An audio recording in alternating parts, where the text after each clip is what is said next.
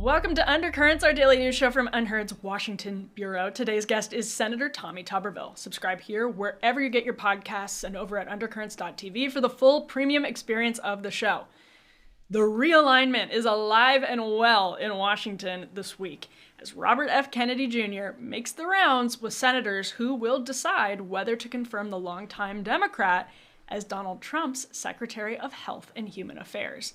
This as Pete Hegseth, Tulsi Gabbard, another former Democrat, Kash Patel, and other nominees continue making their cases in the upper chamber, well aware they'll face a sprint when Congress returns from the holiday break. Here's how the press questioned RFK Jr. as he walked through a Senate office building this week. How do you feel about the vaccines? Fascinatingly, one of the Senate's most conservative and most anti-abortion members is taking up the cause of toxins in food, an issue Republicans traditionally steered clear of in political and ideological deference to the business community. Here is Senator Tommy Tuberville pressing FDA head Robert Califf earlier this month. The FDA has a position that food coloring like 40 are safe for kids' ingestion. Do both of you stand behind that? We are in the process of evaluating Red 3, and you may want to comment on that. Well, let me say this. Red 3 has been known to cause cancer in cosmetics, but we still allow it to be put in our food. I don't understand that. The senator's office later put out a press release headlined, "Tuberville exposes harmful chemicals in American food and beverage industry." Tuberville's willingness to take on the issue even landed him in a map published by New York Magazine this week that located the senator somewhere between critics of big food and big vaccine as they were plotting out the Make America Healthy Again movement. When it comes to abortion, Senator Markwayne Mullin of Oklahoma said this is how his discussion with Kennedy went on the Hill this week. Because we were raised different, we've had different life experiences. And it's no different than anybody else, and it's no different than Bobby Kennedy either. But if he's willing to say that, I have no problems with him becoming Secretary of HHS, and I'll support him completely. Even as passionate and as pro-life as my wife and my family and I are, I believe Bobby's still the right person for this position. So another Republican, Senator Rick Scott, said he was, quote, completely supportive of Kennedy after their meeting. And I am telling you, this is absolutely consistent with what I've heard from the conservative movement for months now. There has been a sincere, legitimate, and powerful conversion to the cause of questioning big food and big pharma ever since RFK Jr. got involved in the MAGA movement, which was, of course, post-COVID. Now, this will, of course, have limits. So how RFK Jr. and GOP lawmakers navigate those challenges will truly be fascinating and could change the country as we know it. It's one of the reasons we cover RFK Jr. so much on this show. So as it happens, Senator Tuberville just left his meeting with Kennedy and is joining us here on Undercurrents to talk about what he heard, how their conversation went. So Senator Tommy Tuberville of Alabama joins us now. Coach, by the way, just remember Coach. That's right, Coach. All right, Coach, so you just met with Robert F. Kennedy Jr. Tell us a little bit about how that meeting went. Very good. I didn't know what to expect. I've never met him before. I'm on the Health, Education, Labor, and Pension Committee, so he'll go through my committee. And obviously, I was excited about a lot of things that he's been talking about for the last couple of months, but I just wanted to hear him personally. And, you know, the big thing, number one, anything to do with vaccines or drugs, you know, follow the science. That's all he wants to do. And I'm 100% behind that. I went all through my first few years with the Fauci hearings and listening to all the nonsense that they were throwing at us with COVID. Here's a guy that actually wants to go by what is proven, not anything other than facts. And I think American people need trust to be put back into our healthcare system, our vaccines and all those things. And I think he's the guy to do it. Your colleague, Senator Markwayne Mullin, said part of their conversation was about abortion. You famously held up Pentagon promotions over the Pentagon's ridiculous abortion policy at the time. And what did you guys talk about? Did you guys talk about, he's a Kennedy, he's had a sort of pro-abortion, pro-legalized abortion career as a political activist. Did the issue come up, and how did he address it in your questions? Matter of fact, that was my first question.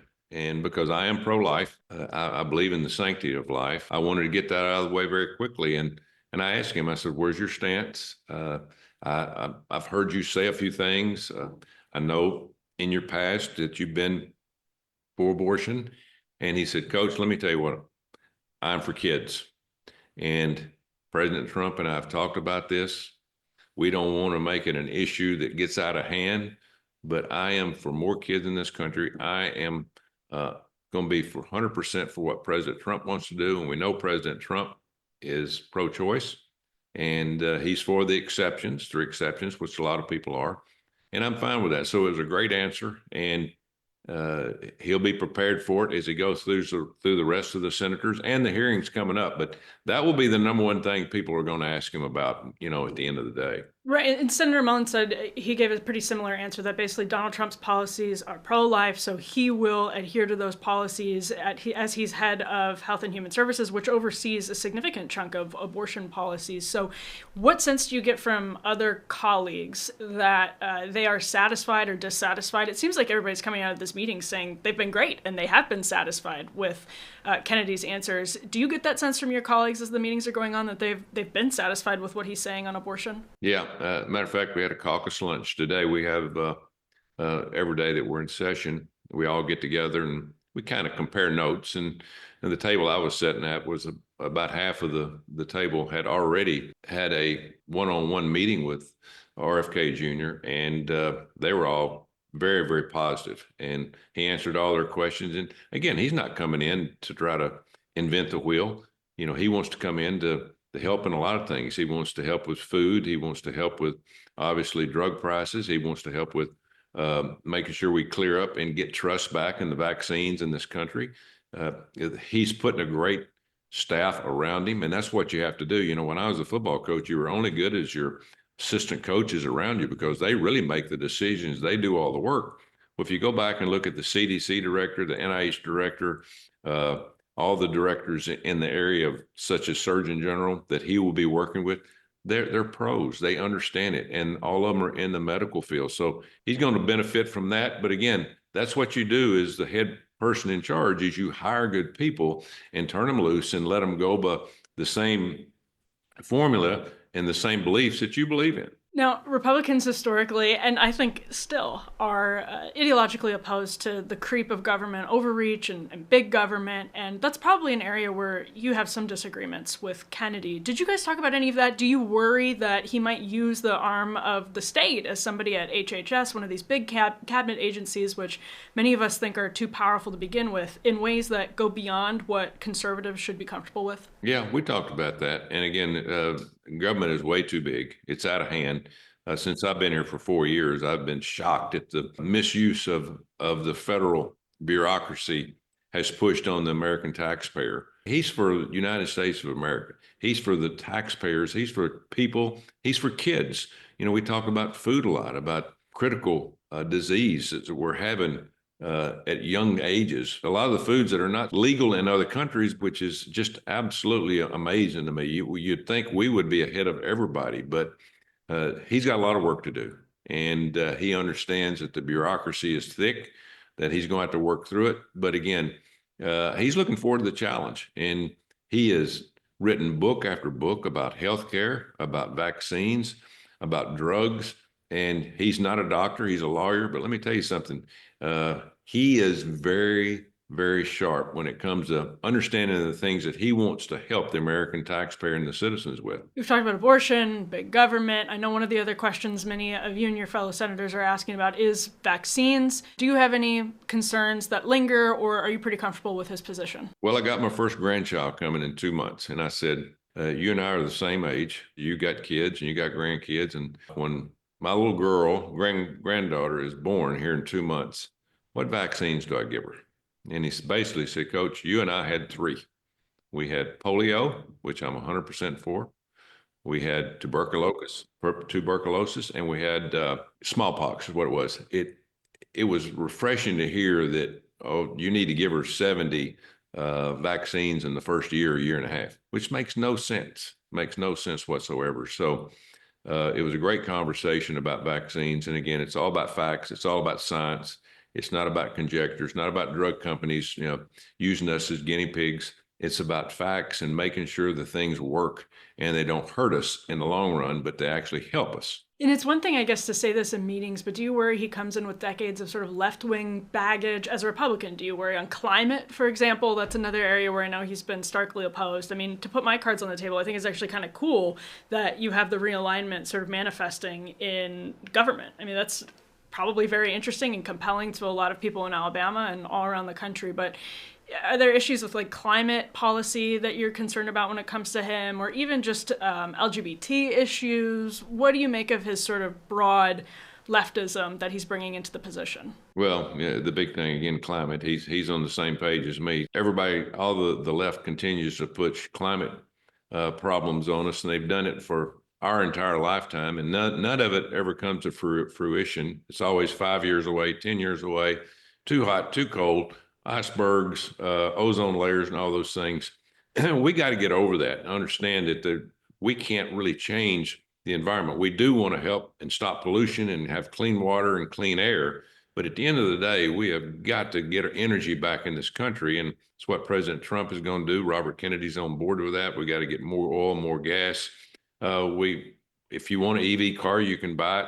But we have to get back to manufacturing this country and be part of the growth instead of be part of the problem. I'm curious about Pete Hegseth. I think you told Politico that you'd heard he'd maybe changed his tune on women in combat.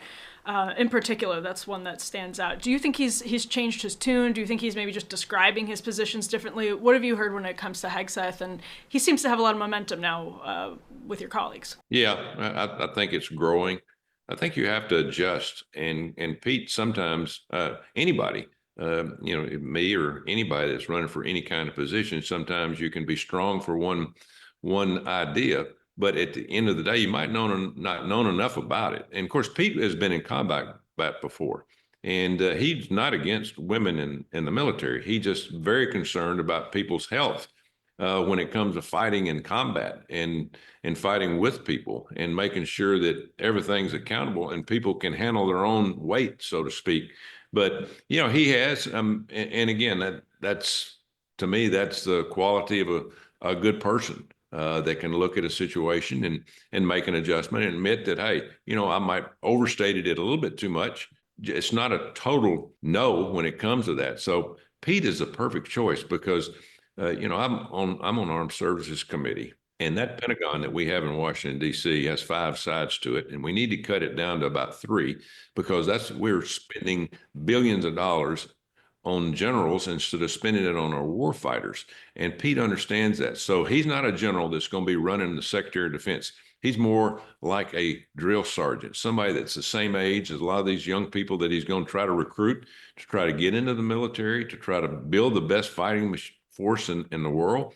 And we desperately need that. We've got to get away from all this affirmative action, wokeness, get that out of the military and build a program that's going to defend us and our allies for a long time to come, because this is a dangerous world we live in. So I'm 100% behind Pete Hegseth, and I think he is going to be outstanding in this position. What you dealt with over the last year was remarkable in terms of the hold. I mean, that was just one of the people in DC will tell you, I'm sure they were telling you as it was happening, that they've really never seen anything like that. I mean, it was such a statement to the political establishment and to the swamp, so to speak. And so nobody really has insight into the Pentagon swamp quite as much as you do, Coach. So I'm wondering if there's a concern. If I were a Republican senator, I suppose I would be concerned that Pete Hegseth just gets kind of eaten alive by the bureaucracy. As an outsider, the generals just thwart him and make it impossible for him to make cuts, get transparency, pass a dang audit, all of that.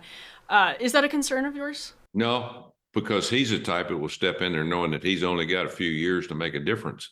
And he'll step in there and try to start changing the attitude immediately. And that's what we have to do. We've got to change the attitude of people that, sooner or later you got to retire. Sooner or later you've got to move on out. Right now we have 44 4-star generals. And what does that mean? 44 generals. One general has close to 2,000 employees and a $200 million budget. One. And so you add all that together, look at the money that's going out the door. What do they do? How about we start pushing that towards the weapons and the training and enticing more young men and women to get into the military, pay them better, be able to do things for them more instead of pushing all our money up top that really doesn't make a hill of beans, because these people don't put a gun in their hand anymore. We're not looking for them to fight. Back during World War II, when we had 15 million troops, we had 7 4-star generals, 7. Now we got 44, and we only got 1.5 million soldiers in this country. So we've got to get the top thinned out, and we've got to move more people to the middle and to the lower half, to where we can train our troops and pay them more and be able to get young men and women that want to fight in a military that they can be proud of. Can you do that without fundamentally reshaping the relationship between money and politics? Can you do that without cracking down on the revolving door? It sounds actually like, it seems to me, that one of the reasons, and Dwight Eisenhower sort of famously talked about this, that the military has grown, that the Pentagon has become a swamp, is because of the relationship between money and politics. So do we have to make fundamental changes, or can someone like Pete Hegseth come in and actually make huge strides towards fixing the problem in a bipartisan way? Yeah, I think he can do that. We need a military industrial complex. Don't get me wrong. We need people to make machines. Right now, we're behind China and Russia in space. We don't have near as many satellites. Thank goodness to our private entities like SpaceX and Blue Origin and people that are putting satellites in space. It's really helped our military. But we've got to be more focused, again, on the things that we're good at and things that can defend the world in the long run. So I think Pete is he is a guy that understands that. He's not going to come in and try to make huge changes, other than the fact that he's going to go to the attitude of the people that we have in the military and start working to change the direction and change the philosophy of what we're doing. We can't. I had 2 friends come back from fighting for a year. They crawled around in jungles and in swamps, and they came back here after a year of fighting and protecting our allies in our country. And the first week they were back, they spent a week in DEI training. Now that's ridiculous. We have got, again, to understand that we're going down the wrong path when it comes to military. This is not an affirmative action program. It's about the best and the brightest that want to train and defend our country.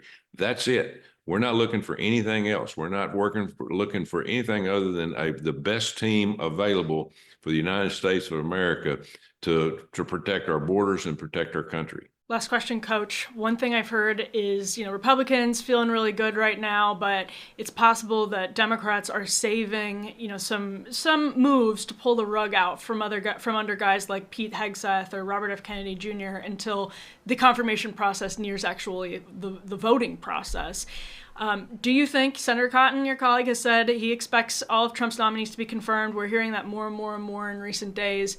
Do you think everyone's going to get confirmed? Do you expect any last-minute surprises? What do you think is going to happen? Oh, well, wait a minute now. The Democrats lost an election, but don't take anything for granted. They are going to come after all of President Trump's nominees. They're going to come at them from all directions. They're just saving it. They're kind of letting us fight amongst each other right now. But when it comes to the hearings and when it comes to voting, we'll get very few votes. They're going to fight every nominee. They're going to try to keep President Trump from getting anything done in the first couple of years, knowing if they can just hold on, that they might can get somebody back in there that would continue to run our country in the ground. We can't afford to do that. I've told people in my state of Alabama and all over the country during the election, this is our last chance.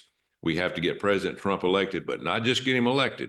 Give him the people he needs in all the areas to get this country going back in the right direction, because we are going south so fast. We're printing $80,000 a second right now because we are dead broke. And our borders are open, crime's rampant, inflation skyrocketing. There's nothing going right in our country right now other than President Trump got elected and people are feeling good about it. But we can't take it for granted. We have to hit the ground running in January. If we don't, the Democrats will take every advantage they possibly can to cut our feet out from underneath us, take away the momentum, and then just stall as much as they possibly can. We have to come together as a Senate and a House, along with President Trump, and get the job done for the American people, because it will be our last chance if we don't do it. Not in 4 years, but in the next 2 years. We have got to reverse the trends, because our country is headed in the wrong direction, and we will not survive. If we lose this time, our kids and grandkids are going to have to pick it up from the ground once it burns all the way to the ground and build it back. And we don't want that to happen. Coach Tuberville, thank you for taking the time in such a busy day for you guys in the upper chamber. We appreciate it. Thank you very much. Merry Christmas. We are open to talk to any lawmaker who is willing to have these conversations off talking points with us. We've had Ro Khanna on from the left. We've talked to Rand Paul. We've talked to Eric Schmidt. We're willing to have these conversations about what's happening as the parties shift. And Senator Tuberville is an interesting character because while he may not have a conventional political background, obviously he was the coach of the famous football team before he joined the Senate, he comes from a very red state and would theoretically have a very sort of conventional, ideological Republican background. And instead, I shouldn't say instead, actually, alongside that, it raises this question: is it actually almost becoming conventional for Republicans to go after things like red dye and say we will put a pro-choice Democrat at HHS if they say that they will pursue Donald Trump's agenda and we believe that Donald Trump is pro-life? That is so interesting. So these conversations, I think, are very, very worthwhile. And it looks like senators are emerging from their discussions with Robert F. Kennedy Jr. pretty satisfied, Republican senators, I should say. I'm curious to hear more from any Democrats who sit down with him. I know we've seen Senator Fetterman sit down at least with one nominee of Donald Trump's and say basically he's just doing his job.